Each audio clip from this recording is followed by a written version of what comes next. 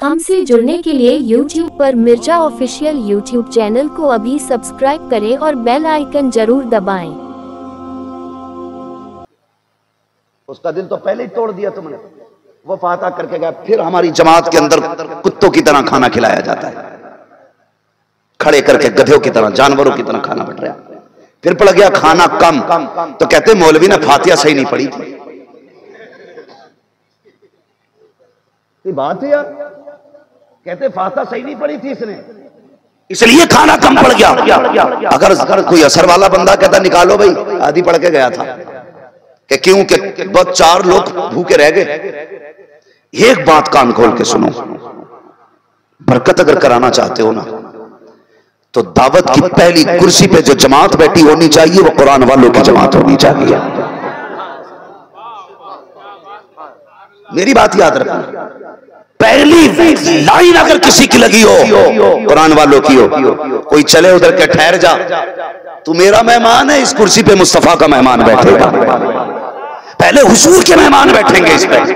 और जा बैठा इन कुरान वालों को, चैलेंज है मेरा, तू 40 आदमियों का खाना बना और 60 को खाने बुला, शर्त है उनमें पहले 10 कुरान वाले होने चाहिए। दावे के साथ कह के जा रहा हूं, बुला पहले 10 कुरान वालों को बैठा। खुदा की कसम 40 का खाना अगर 60 लोगों को पूरा ना हो जाए तो फिर मोहम्मद का गुलाम कहना। तुम क्या समझते हो, जैसी इनकी उंगलियां खाने में जाती हैं, अल्लाह उंगलियों के सदके रिस्क में बरकतें उतारता है।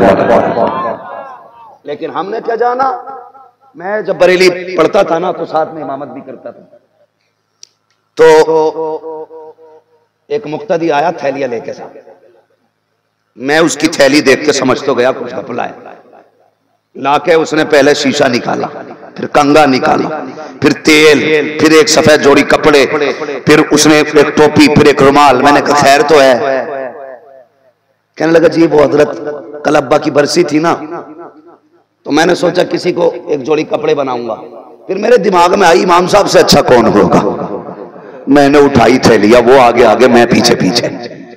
मैंने इतना बड़ा मोहताज समझ रखा, तेरे जैसे 36 को पाल सकते।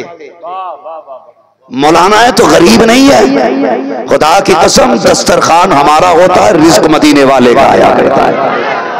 मैंने पहले ही कहा था तेरे टुकड़ों पे पले गैर की ठोकर पे न डाल, खिड़कियां खाएं कहां छोड़ के सदका तेरा। कितने लोग जन्नत में जाना चाहते हैं? सब चाहते हैं ना? हाथ ना उठाओ बाबू, मुंह से बोल दिया करो, सारी जाना चाहते हैं ना? अल्लाह ताला सबको हुजूर की विलादत के सदके में जन्नत का मेहमान बना दे। बस सिर्फ एक दुआ कर सकते हैं, अल्लाह बड़ा करीम अगर चाहे तो बस एक लम्हे के बदले में बख्श, वो बेनियाज है। लेकिन थोड़ा सा जाहिर भी सवाल है, जाहिर भी अच्छा होना चाहिए। मैं बस बात खत्म करने लगा हूं, तवज्जो है आप लोगों की? जरा कह दें या रसूल अल्लाह और जोर से। अल्लाह आपको सलामत रखे। मैं एक बात आपसे अर्ज कर रहा था, दुरूद पाक पढ़िए सल्लल्लाहु अलैहि वसल्लम।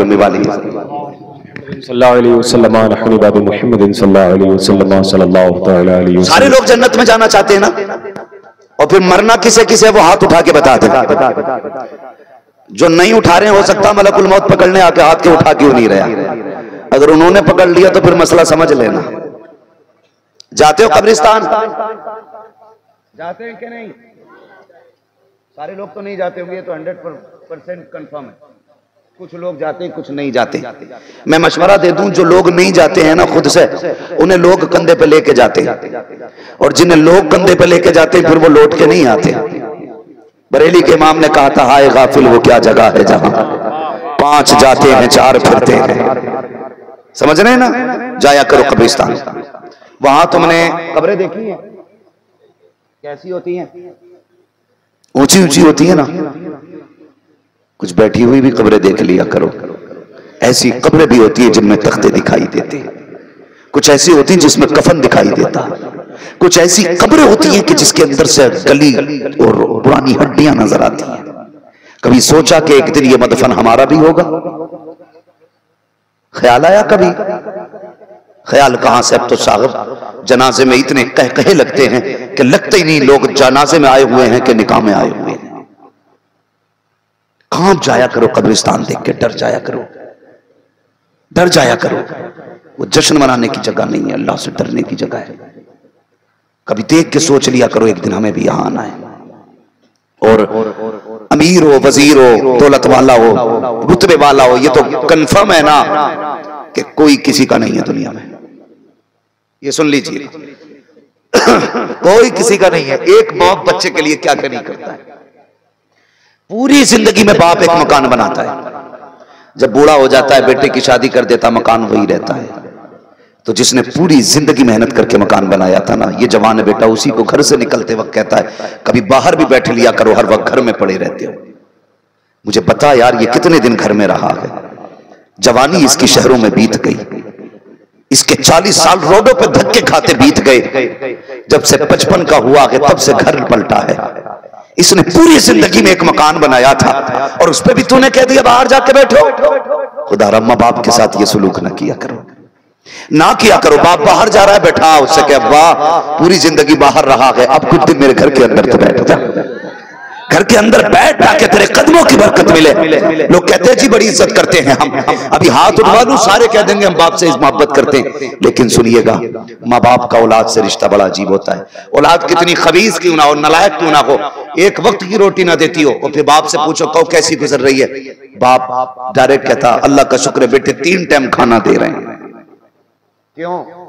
इसलिए कि वो तुम्हें रुस्वा नहीं करना चाहता, वो तुम्हें जलील नहीं करना चाहता, वो ये नहीं चाहता गैरों में भी इसके खिलाफ बात हो। वो तुमसे इतना प्यार करता है, वो चाहता है कि तू मेरे साथ कुछ भी सुलूक कर, मैं तुझे रुस्वा नहीं होने दूंगा। हम क्या करते हैं? हम अपनी बीवी के सामने अपने बाप को रुस्वा करते हैं, अपने बच्चों के सामने अपने बाप को रुस्वा करते हैं। गैरत नहीं आती है? उसने तुम्हें गैरों में रुस्वा नहीं होने दिया, तुमने अपनों में रुस्वा कर दिया उसे। जो कहता था मेरे परिवार में 17 लोग हैं, आज अकेला है। वो कहां गया उसका परिवार? तोड़ दिया तुमने, छोड़ दिया उसको। खुदा रहा बात याद रखना, कभी बाप को अकेला ना रखना, कभी मत छोड़ना। बहुत बड़ी जात होती है बाप की, बहुत बड़ी जात होती है। ये इनकी कुर्बानियां होती हैं जो आज हम जवानी की दहलीज पे खड़े हैं, इनकी मेहनत है। तो बाप फिर भी ये कहता नहीं मेरा बेटा मेरी खिदमत करता है, बहुत खिदमत करता है। कभी बाप बनोगे तो पता चलेगा बाप क्या होता है। बहुत खिदमत करता है लेकिन तन्हाई में बाप रोया करता है।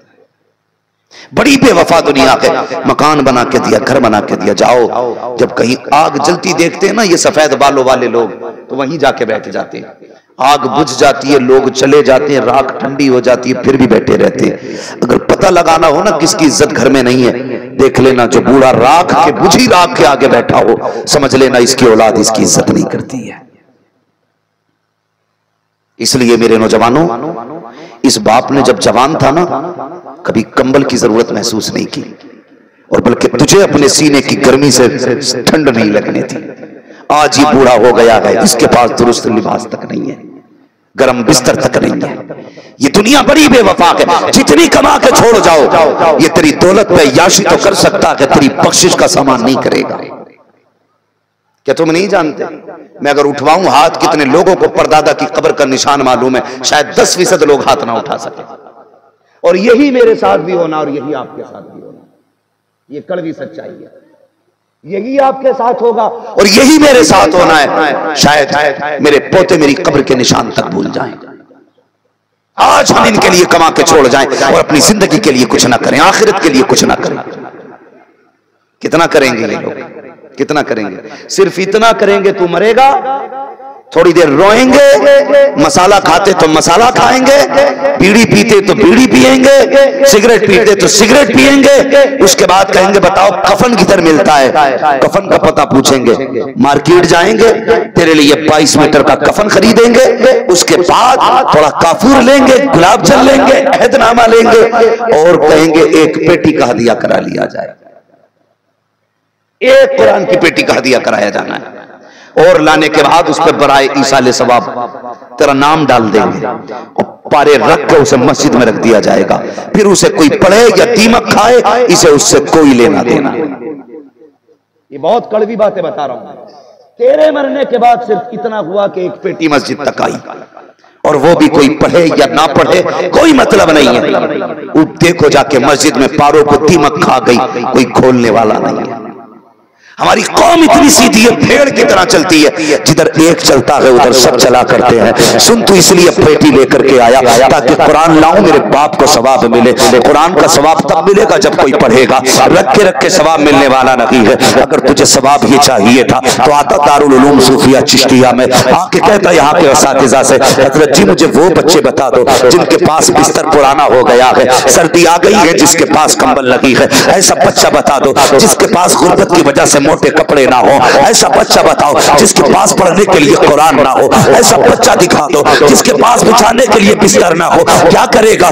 बाप का इंतकाल हो गया है। मैं चाहता हूँ कुरान वालों की खिदमत करूं अपने बाप के नाम से। आया करो कभी इदारों में, तुम्हें क्या पता मदरसे कैसे चलते हैं। हमारे बच्चे तो फिल्टर पानी पीते हैं, फ्रिज और फ्रिज के अंदर का पानी, ठंडा ठंडा पानी पीते हैं। उन्हें क्या पता मदरसे वालों की जिंदगी क्या है। वो सोते हैं तो एसी चालू रहता है। पूछ कभी कुरान वालों से, इनके पास हाथ वाला पंखा नहीं होता है। बिल जमा करने के लिए मदरसे के फंड में पैसा नहीं है। ये गरीब बनियान में लुंगी में जिंदगी गुजार रहे हैं। अगर तुझे चाहिए जन्नत तो आ कभी मदरसे में इनके लिए एसी का इंतजाम करा, इनके लिए पंखे लगवा, इनके लिए फ्रिज लगवा। कोई गारंटी नहीं है तेरे मरने के बाद तेरे बेटे तेरे इशाले सवाब के लिए 1 रुपया खर्च करेंगे। अगर जन्नत में जाना चाहता है लगवा दे मदरसों में पंखे, इंतजाम करा दे कुरान वालों के लिए ठंडे पानी का। दावे के साथ कहता हूँ 100 साल बीत जाए, 50 साल बीत जाए, तेरे लिए कोई दुआ करने वाला ना हो, या वो कोई हाथ ना उठाए, तुझे कोई सवाब ना मिले। खुदा की कसम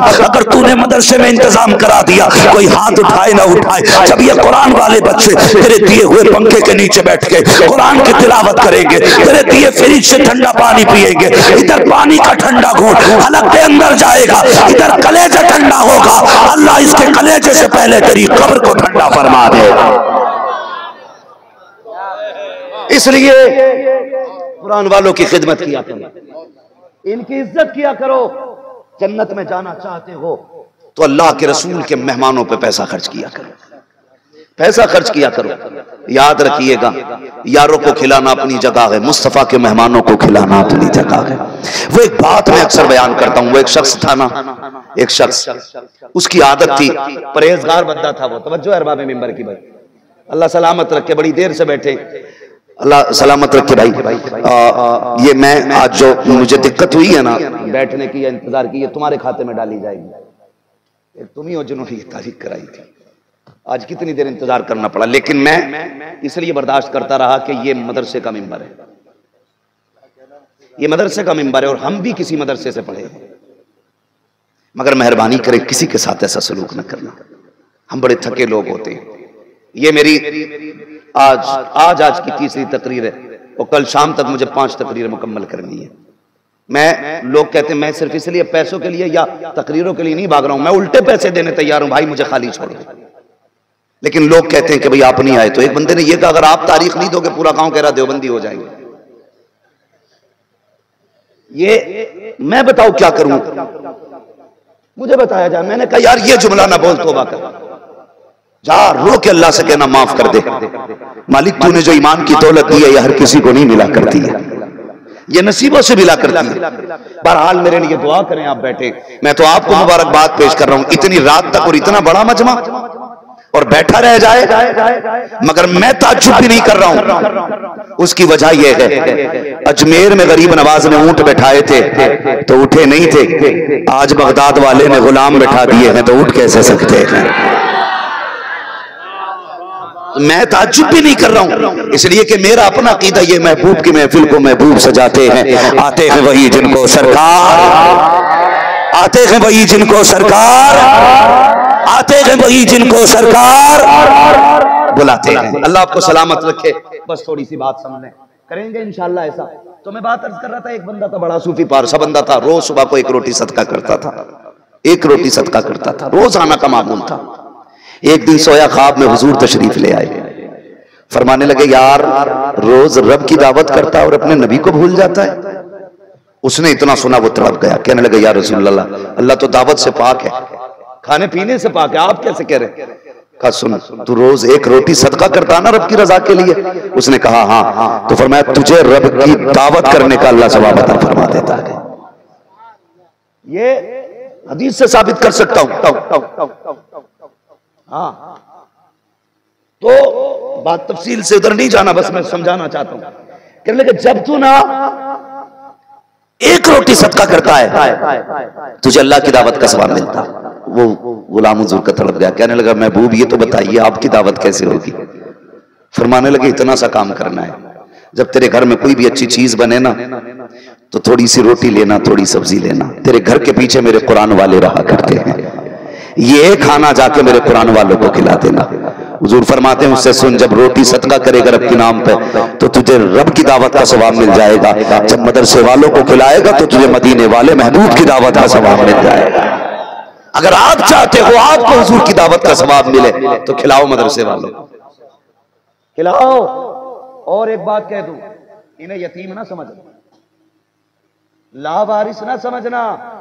ये वो जमात है जिसका बगदाद वाला भी वारिस है, खुद मदीने वाला भी वारिस है।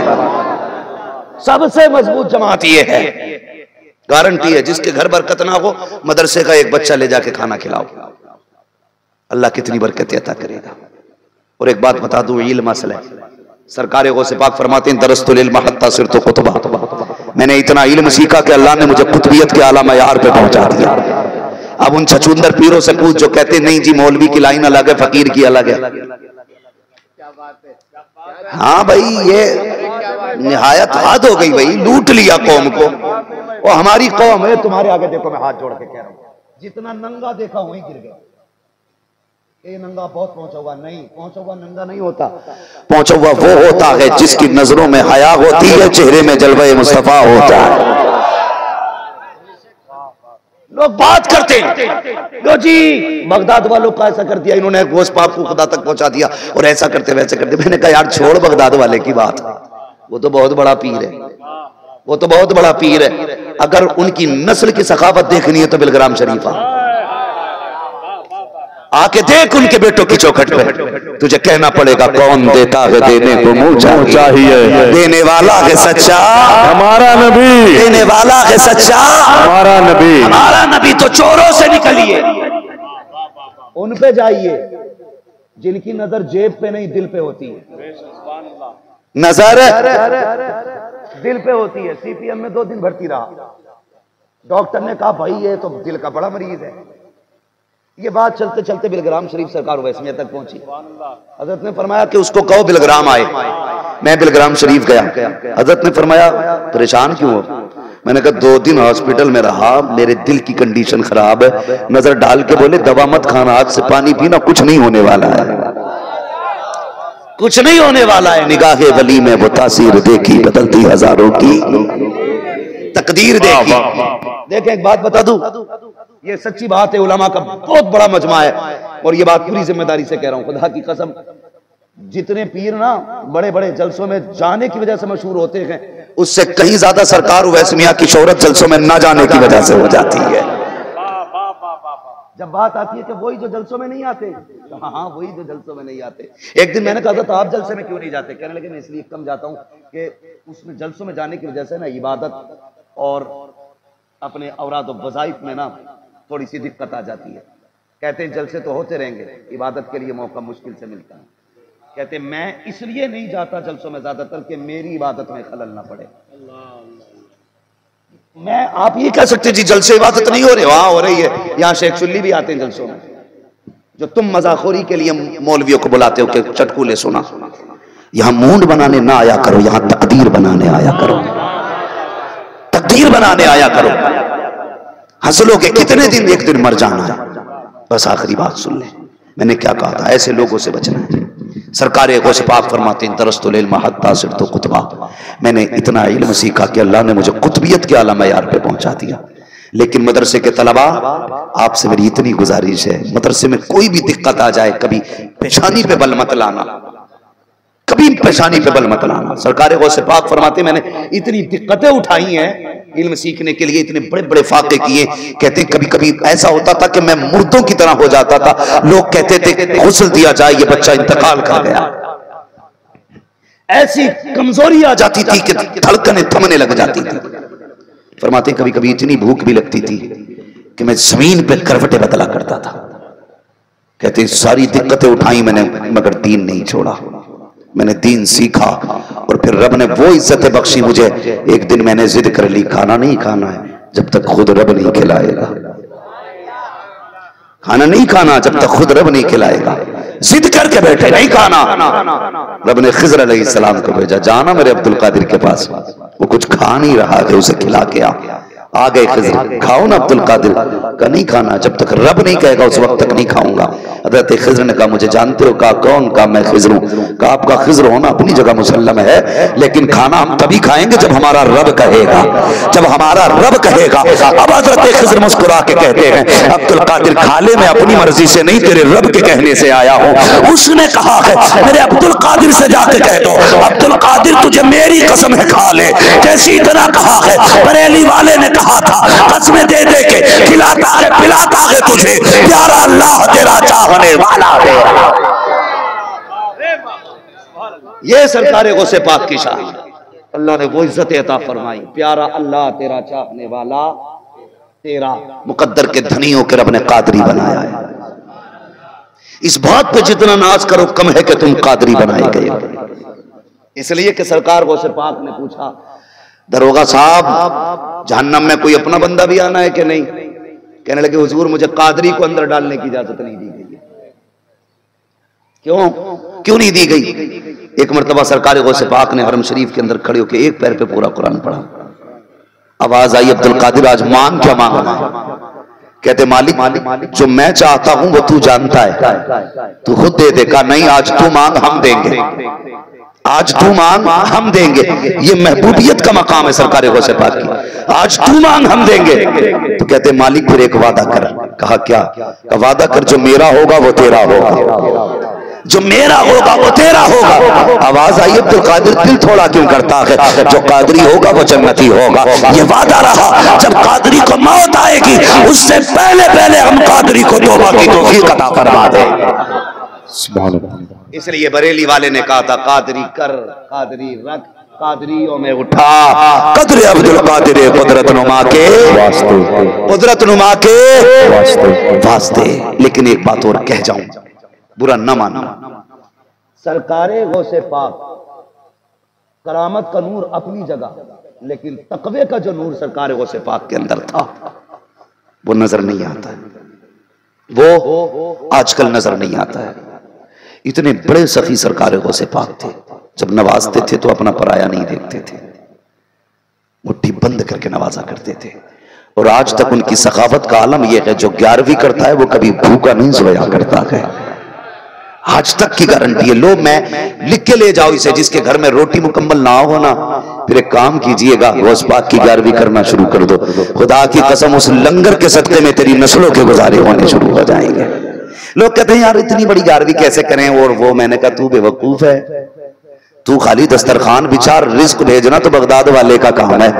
और हम सुन्नियों का अकीदा तो ये है कि ये चक्की फातिमा की चल रही है, जमाना जितना लंगर खा रहा है सारा ही उनके दर का है। खाते हैं तेरे दर का, पीते हैं तेरे दर का, पानी है तेरा पानी, दाना है तेरा।